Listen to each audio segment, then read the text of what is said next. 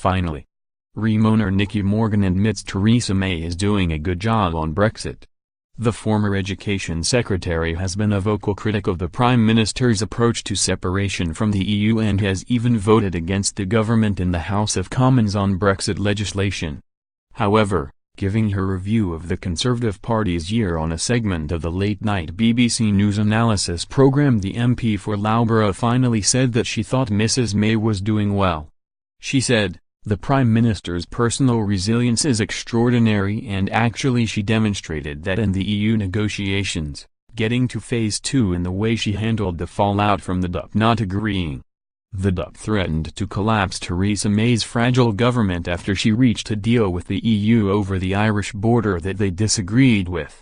It took 5 days of intense negotiations for Mrs May to finalise a deal that appeased the Northern Ireland Party."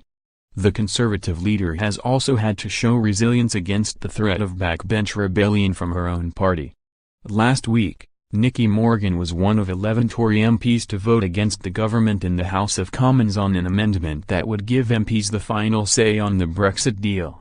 The government lost the vote tabled by ex-Attorney General Dominic Grieve, after the amendment was backed by 309 MPs to 305.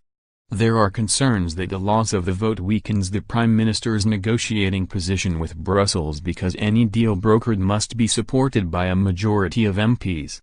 Ms Morgan criticised the Prime Minister for pushing for a hard Brexit on several occasions since Article 50 was triggered earlier this year.